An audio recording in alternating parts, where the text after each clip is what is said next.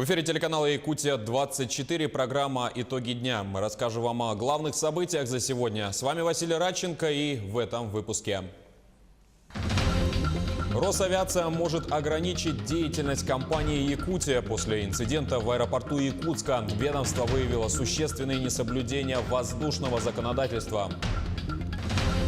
Жителей Владимировки беспокоят вопросы инфраструктуры села. Они жалуются на отсутствие социальных объектов. Какие еще существуют проблемы и каким видят выход сами владимировчане. Глаза и проводник во внешнем мире. В честь Всемирного дня зрения наши корреспонденты встретились с жительницей Алдана, которая выходит на улицу только благодаря четвероногому другу. Мошенничество, профилактика гриппа и рейд по торговым точкам с фруктами. Мы подготовили краткий обзор последних событий в Ленском районе. Общественное движение «Матери России» организовало для школьниц Якутска праздник «Всемирный день девочек». Ученицы отметили во Дворце детского творчества столицы. Якутия принимает участие в главной агропромышленной выставке страны «Золотая осень». С инновациями в отрасли и стендом якутских сельскохозяйственников ознакомилась и наш специальный корреспондент в столице страны.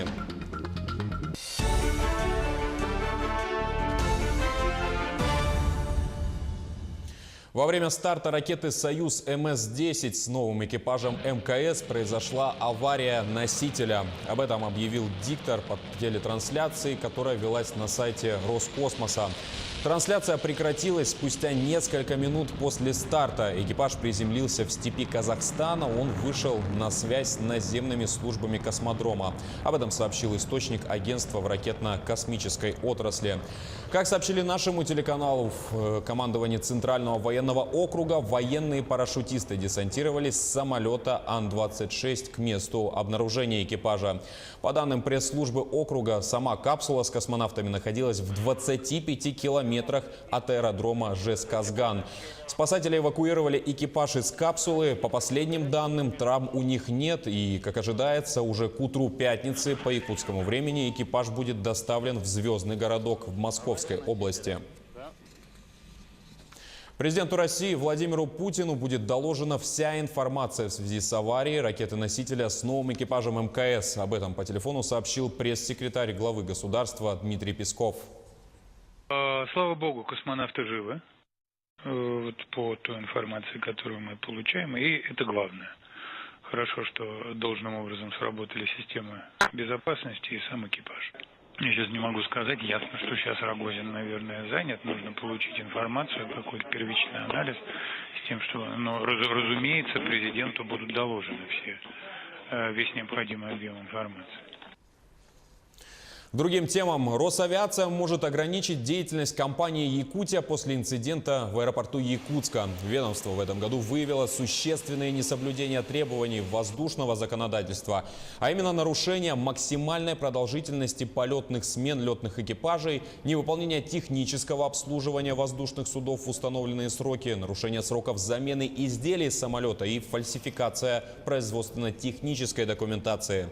В аэропорту Якутска нет необходимого оборудования и надлежащей подготовки персонала. После крайнего инцидента работы по эвакуации воздушного судна с взлетно-посадочной полосы продолжались более 12 часов. Кроме того, существуют все признаки полагать, что аэродромная служба аэропорта ненадлежащим образом поддерживает в эксплуатационном состоянии элементы летного поля. Об этом сказано на сайте Росавиации.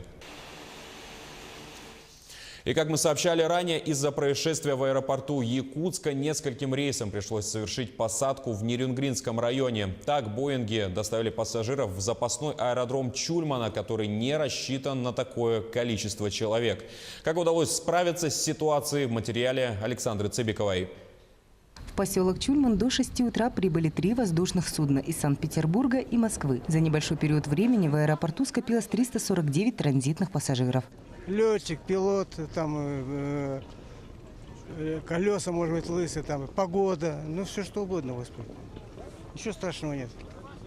Это нормальное жизненное явление. Представитель авиакомпании «Якутия» всего один человек. Он физически не может даже выслушать такое количество людей. И напрашивается вопрос, что нужно расширение потенциала этого аэропорта, либо решение кардинально этих проблем логистики и вообще авиаперевозок. Потому что авиакомпания «Якутия», по моему личному мнению, неоднократно за этот год нарушала свои условия перевозки. Но так как здание аэропорта не в состоянии вместить всех пассажиров, было принято решение разместить людей в домах культуры поселков Чульман и Серебряный Бор. Были, конечно, подняты силы МЧС, были, очень серьезно проработано с промышленными предприятиями. Нам оказали помощь и компания «Колмар», и «Кутуголь», и, пассажирское автотранспортное предприятие. Пришлось обратиться к предпринимателям района для предоставления пассажирам продуктов питания, воды и транспорта. Также был организован буфет с горячими блюдами. ДДК «Юность» поселка Чульман первоначально было размещено 163 человека. Дополнительно к этому мы сразу же привезли порядка 20 раскладушек для размещения детей, маленьких детей, матерей, и тех, кто нуждался в лежачем отдыхе. Плюс к этому, 4 человека мы определили с размещением по медицинским показателям в Чульманской городской больнице. Также для ожидающих вылета были организованы культурно-массовые мероприятия, концерт силами творческих коллективов и просмотр фильмов. Некоторые более любознательные гости погуляли по рынку и ознакомились с достопримечательностями поселений. В качестве запасного аэропорта в любых нештатных ситуациях нерюнгринцы не раз приходили на выручку. В августе из-за тумана в Чульманский аэропорт были перенаправлены 730 пассажиров. В обоих случаях, несмотря на допустимый пассажирооборот 100 человек в час, администрация аэропорта достойно справилась с форс-мажорной ситуацией. Лишь слаженные действия сотрудников помогли справиться с напряженной ситуацией. Пассажиров обеспечили всем необходимым, самолеты приняли по всем правилам безопасности. Во-первых, доносим всю информацию, и предлагаем пассажирам разместиться.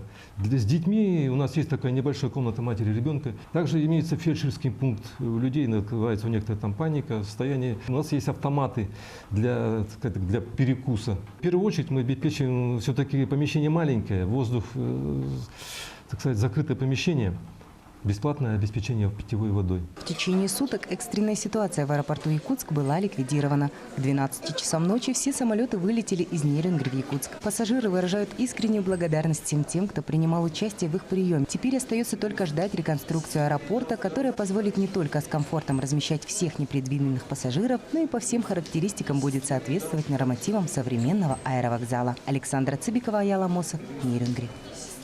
К другим новостям. Село Владимировка, которое расположено в 20 километрах от города Якутска, отметило свое 120-летие. Население немногочисленное, там проживает порядка 200 человек. И все они страдают от отсутствия должной инфраструктуры и социальных объектов в целом. С селянами встретилась и узнала их проблемы наш корреспондент Елизавета Васильева. Село Владимировка, пригород Якутска. Население 170 человек. Летом за счет дачников число жителей увеличивается до 250. При этом в селе нет ни магазина, ни аптеки. Отсутствует даже медпункт, уличное освещение, а тем более нет мобильного интернета. У нас как таковых социальных объектов сейчас нет. Года 2 назад у нас закрылся магазин, который у нас был отдушиной, куда люди ходили, туда привозили нам почту с Табаги, потому что почта у нас находится в Табаге, так же как и аптека, школа, детский сад и больница. У нас в селе нету даже ни фельдшера. Так бывают случаи, что заболевают дети. Ночью надо вызывать скорую, мы ее ждем по 2-3 часа. У нас очень много пожилых, которые тоже болеют. Людям приходится ездить элементарно за хлебом, за спичками, за солью, за сахаром в город или в Табагу. Но не каждый же может. Живем, как говорится, существуем. Летом воды у нас нету, закупаем воду для полива. Мы хотели бы, чтобы аптеку нам какую-то тут. Надеемся, что магазин на будущий год откроется. Единственный продуктовый магазин закрыли 2 года назад. Причина – банкротства предпринимателя. Магазин был продан, и теперь помещение пустует. Новый хозяин не спешит возобновлять торговлю. Предпринимателям просто невыгодно содержать здесь торговую точку. И чтобы хоть как-то обеспечить население необходимыми продуктами, с мая была организована выездная мобильная торговля. 1 октября у нас прошел аукцион в селе Хатасы в администрации Хатасы. И там это место разыграли, и выиграла предприниматель индивидуальный, который в ближайшее время там организует точку торговую. Сейчас они пока организационные вопросы порешают, где-то, наверное, найти надо помещение, где-то сам этот объект или построить, установить. Что касается освещения, то в поселке есть лишь несколько фонарей вдоль трассы Якутск-Табага и еще несколько на этой же стороне села.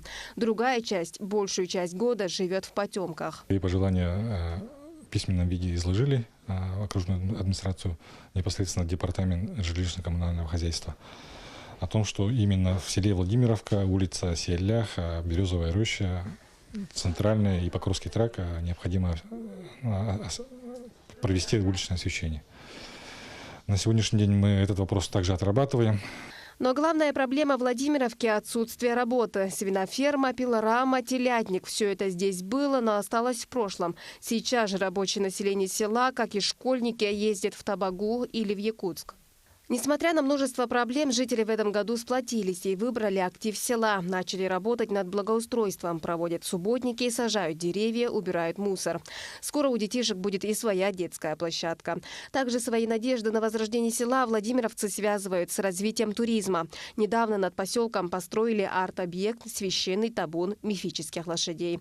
А также в планах администрации села Хатас, к которому относится и Владимировка, строительство горнолыжной базы. Елизавета Васильева, Джулс Иннокентьев, Илья Сыромятников, Якутск. Сегодня отмечают Всемирный день зрения. Особое внимание стараются уделить проблемам слепоты, нарушения зрения и реабилитации людей с подобным недугом. Вот и в Якутске существует уникальный в своем роде детский сад, где ребятам помогают лечить зрение. Об истории создания кабинета и о том, как проходят процедуры, расскажет наш корреспондент Дмитрий Тымыров. Город Якутск. С виду обычный детский садик. Но здесь вот уже более 20 лет работает специализированный кабинет по лечению зрения у малышей. Тогда, в 1991 году, были открыты 2 спецгруппы. У нас начиналось это только всего с 2 групп. У нас было всего 2 группы.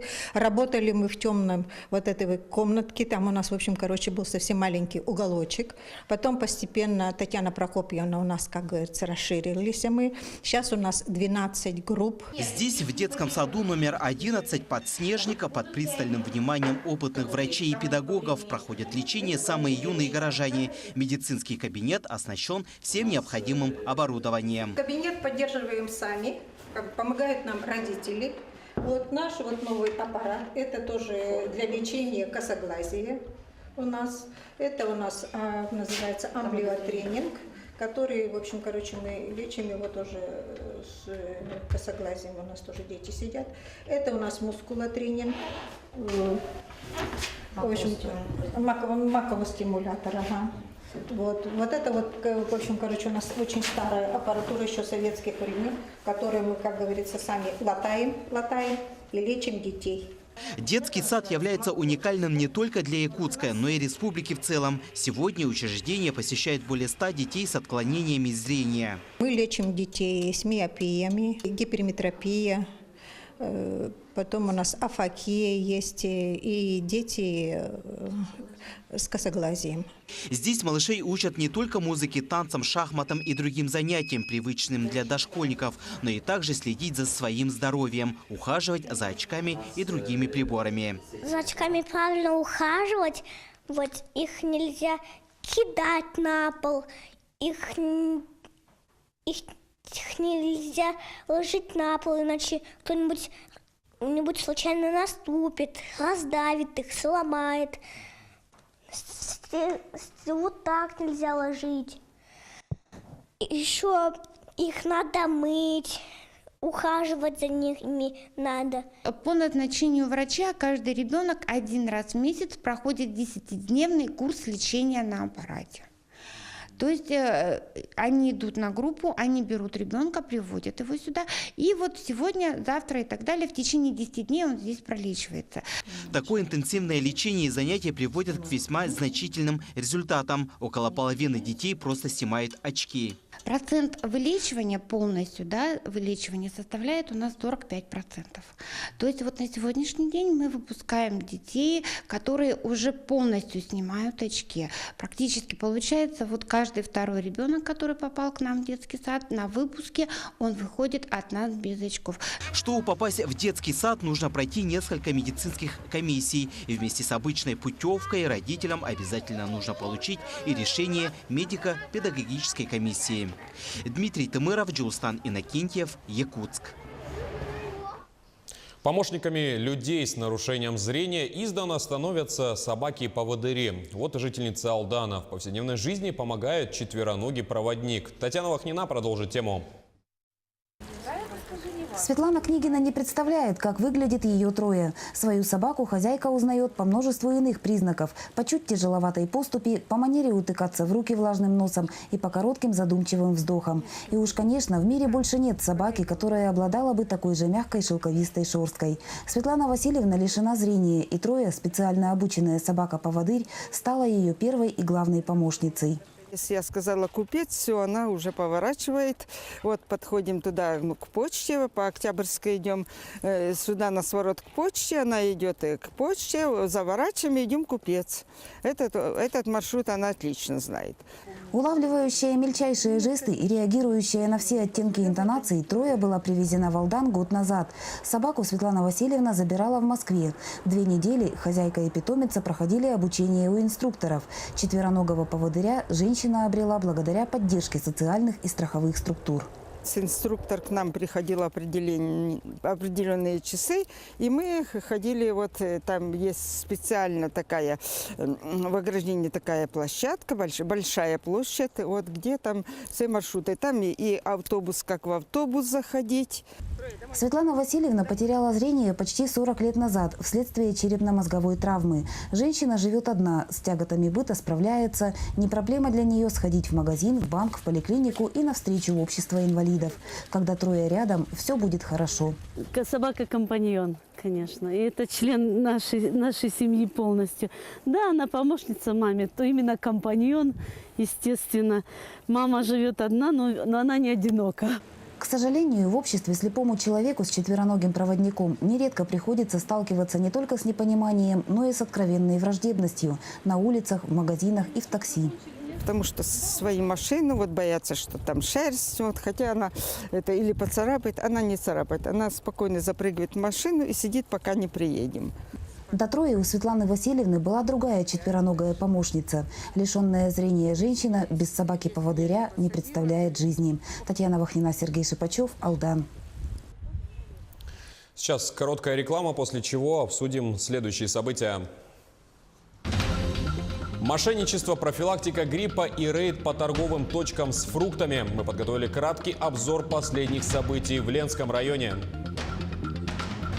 В Якутске в стенах республиканской больницы номер 3 в рамках конкурса сегодня выбирали лучших врачей и медицинских сестер. Общественное движение «Матери России» организовало для школьниц Якутска праздник «Всемирный день девочек». Ученицы отметили во Дворце детского творчества столицы. Это программа «Итоги дня» на телеканале «Якутия-24». Мы продолжаем выпуск. Корейская республика готова продолжать укреплять сотрудничество с Якутией. Сегодня председатель правительства региона Владимир Солодов встретился с генконсулом Кореи Ом Ки Йон в Якутске. Они обсудили планы на дальнейшее сотрудничество. В частности, корейская сторона высказала пожелание провести фестиваль кино и корейской поп-культуры в столице республики. А также отметила, что отношения между Якутией и Кореей – это еще один шаг в укреплении внешних связей Корейского полуострова с Северо-Восточной Азии. Отметим, что накануне в Северо-Восточном федеральном университете открыли институт короля Сиджуана. Правительство Республики Корея планирует провести первый корейско-российский межрегиональный форум в ноябре, 7-9 ноября в Поанге, в Республике Корея. Я надеюсь, что, участвуя на форуме, глава государства Республики Саха, надеюсь, чтобы укрепить сотрудничество между Республикой Корея и Республикой Саха. Также сегодня в столице, в стенах Республиканской больницы номер 3 прошли итоги профессионального конкурса врачей и медицинских сестер. Организаторами выступили руководство и представители первичной профсоюзной организации больницы. Мероприятие направлено на повышение престижа профессии врача и медицинской сестры, их значимости в системе оказания медпомощи. Участвовали 16 человек, из них вышли в финал 5. Отбор проходил путем выдвижения кандидатов из медицинских структурных подразделений. Сегодня у нас замечательный день, который мы приурочили ко дню больницы, который ежегодно мы справляем 15 октября. И подводим сегодня итоги профессионального конкурса «Лучший по профессии». И сегодня мы выбрали из 3 этапов номинантов, которых мы выбрали 5 человек. Это лучший врач года, лучшая медсестра года, за верность профессии, лучший наставник и лучший молодой специалист. То есть 5 номинаций. Поддержать нуждающихся пенсионеров решили сотрудники Ленской районной администрации. По инициативе Комитета по молодежной и семейной политике они приняли участие в акции «Старость в радость». Для этого собрали несколько десятков килограммов продуктов и бытовой химии. Акция «Старость в радость» прошла в рамках Дней единых действий «Республика добра», объявленных в Якутии в год добровольца и волонтера. Она включает в себя различные добровольческие мероприятия по помощи инвалидам, пожилым, многодетным семьям, детям, находящимся в трудной жизненной ситуации. О других новостях Ленского района расскажет моя коллега Анна Кожевникова. Добрый вечер, Республика. Мошенничество с банковскими картами приобретает все большую популярность в России. И территория Якутии не остается в стороне. Современные технологии позволяют правонарушителям действовать на расстоянии, что усложняет задачу в поиске преступников для сотрудников внутренних органов. Но отделы полиции тоже оснащены современным оборудованием. Однако, чтобы вычислить местонахождение мошенников и найти схожие эпизоды преступлений, необходимо сотрудничать и с полицейскими соседних регионов. Недавно оперуполномоченный Ленского районного отделения внутренних дел принял участие в операции по поимке мошенников, которые обманными методами снимали деньги с банковских карт ВТБ. Жертвами преступлений стали 3 жителей Ленского района и свыше 20 якутян. Банда орудовала также на территории Иркутской области и Бурятии. Там их и удалось вычислить. То есть они звонили, представлялись сотрудниками банка и под разными предлогами, там либо ваша карта заблокирована, либо там произошел какой-то там сбой системы, заставляли назвать потерпевших потенциальных свои персональные данные. По республике всего действий этой банды, получается, раскрыто свыше 20 преступлений. Решается вопрос, сейчас, в общем, дело передано в суд и ждем решения суда. День чистых ладошек отметили учащиеся школы номер 2 города Ленска. В целях профилактики вирусных заболеваний и кишечных инфекций сотрудники Роспотребнадзора организуют открытые уроки, где рассказывают о правилах личной гигиены. Интересный и полезный урок в игровой форме, подробно приближенный для детей рассказ о путешествиях микробов по организму человека оставил не только положительные впечатления у детей, но и отложил в памяти необходимые знания. Нужно мыть руки каждый день после еды и перед едой. Мою перед едой руки, чищу перед сном зубы, утром чищу зубы. Мою руки, когда прихожу домой, убираю, сделаю уроки, потом опять помою руки, пойду погуляю, потом приду, помоюсь и все. Такие выходы в образовательные учреждения Ленска сотрудники Роспотребнадзора организуют с регулярной периодичностью. Ведь профилактика всегда лучше, чем устранение последствий. В осенний период, когда в соцобъектах разгуливают вирусы ОРВИ и гриппа, такие мероприятия особенно полезны. Недавно по социальным сетям и мессенджерам республики прошла новость о скончавшемся мужчине в результате отравления арбузом. Минздрав Якутии опроверг данную информацию официальным комментарием. Но жителей Ленского района встревожило подробное сообщение. Наша съемочная группа решила обратить свой пристальный взгляд объектива камеры на торговые палатки, расположенные вдоль улиц города. Всего таких точек 45. Администрация города разработала схему расположения торговых точек в шаговой доступности для жителей всех микрорайонов города. Проехав по нескольким палаткам, мы ознакомились с пакетом документов, который должен иметь каждый продавец. Прежде всего, это сертификат качества.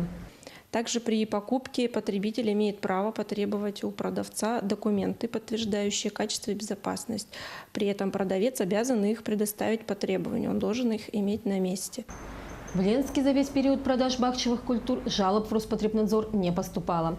Такими были события уходящих дней. С вами была Анна Кожевникова. До новых встреч. Республиканская детская газета «Юность Севера» стала лауреатом в номинации «Лучшее издание для старшеклассников и абитуриентов» во всероссийском конкурсе детских СМИ «Волшебное слово». Конкурс ежегодно проводит гильдия издателей периодической печати России. В этом году принимали участие 80 региональных и федеральных детских изданий. Республиканские газеты «Кэскил» и «Юность Севера» – единственные государственные детские издания на северо-востоке страны. Сегодня «Юность Севера» – 16-полосная еженедельная газета. Ее выписывают во всех уголках республики. Свои заметки и публикации в редакцию отправляют и сами юные читатели. Наша газета вообще, она общий труд детей и нас. Мы вникаемся в проблемы детей, стараемся их понять, всегда консультируемся у самих же детей, работаем со школами, с детскими организациями, фондами. Нужно всегда быть на короткой ноге с детьми, чтобы всегда быть в курсе, что для них интересно, что для них важно. Еще одним международным праздником сегодня стал День девочек. Ученицы средних классов всех столичных школ Якутска отметили его во Дворце детского творчества. Праздник организовал Якутский региональный отдел Всероссийского общественного движения «Матери России», который посетила и наш корреспондент Анастасия Данилова. В фойе дворца звучит красивая музыка. На входе гостей встречают ведущие аниматоры. Они приветствуют виновниц торжества и приглашают их на мастер-классы по разным направлениям. Мастер-классы мы выбрали по принципу того, чтобы девочки готовились к своей будущей взрослой жизни в качестве хозяюшек, в качестве хранительниц домашнего очага, как матери и супруги. Студия Handmade проводит обучение шитью для девочек. Задействованы и сами ученицы. Мастер-класс по приготовлению слаймов – это такие игрушки лизуны для снятия стресса, проводит ученица 8 класса Сахаяна Ажигалова. Девочкам делают модные прически, продают сладости. Отдельным блоком идут занятия детским фитнесом со специальным приглашенным сертифицированным фитнес-инструктором. Для приготовления слайма нам понадобится клей, ПВА или канцелярский. А также, если вы хотите сделать воздушный слайм, то пену для бритья, крем и лосьон. Если вы хотите придать своему слайму цвет, то краситель и также загуститель. Ну, моя бабушка работает косметологом, и она всегда меня красила, в детстве. И я беру пример, тоже могу хорошо накрасить людей, сделать прическу иногда. Ну и вообще я люблю красить людей, делать их красивыми. После мастер-классов состоялась торжественная часть мероприятия – вручение премий по 4 направлениям – спорт, культура, творчество и общественная деятельность. Их вручили тем школьницам, кто добился больших успехов в этих областях.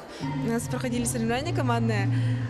Это был чемпионат мира по командным соревнованиям. Там приходило 10 стран со всего мира, считая нас. И мы заняли 1 место. После всех девчонок ждал праздничный концерт.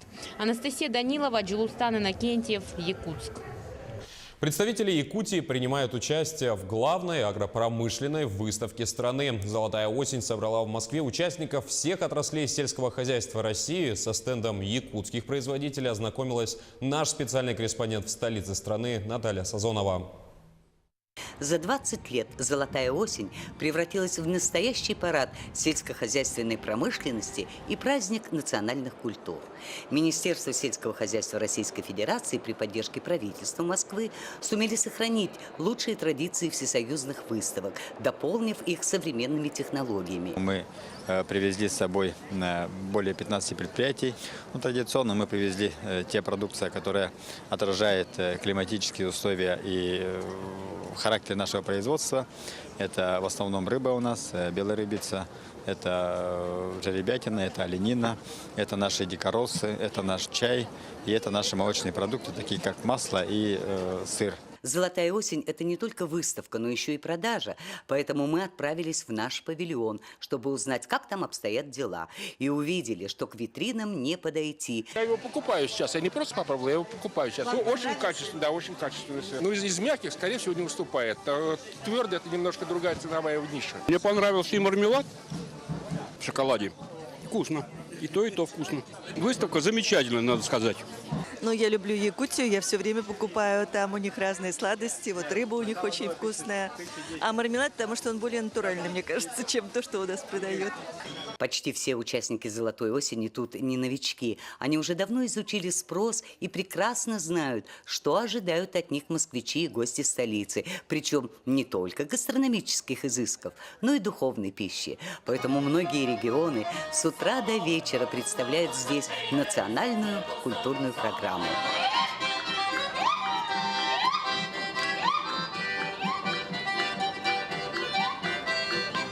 Мы всегда ожидаем то, что на фестивале национальных культур из всех павильонов люди больше всего любят и приходят к нам. Поэтому мы ожидаем то, что те 14,5 тонн продукции, которые мы привезли, они будут распроданы за эти 3 дня. И все уедут довольные и счастливые. Да. Так, главный смотр отечественной сельскохозяйственной отрасли продолжается. Наталья Сазонова, Михаил Кулаков, Москва. И возвращаемся к главной теме сегодняшнего дня – аварийные посадки ракеты «Союз МС-10» с новым экипажем МКС в составе космонавта Роскосмоса Алексея Овчинина и астронавта НАСА Ника Хейга. Мы только что получили кадры из казахстанского Джезгазгана, где они проходят обследование перед вылетом в Байконур и далее в Звездный городок. Вместе с ними находится глава Роскосмоса Дмитрий Рогозин.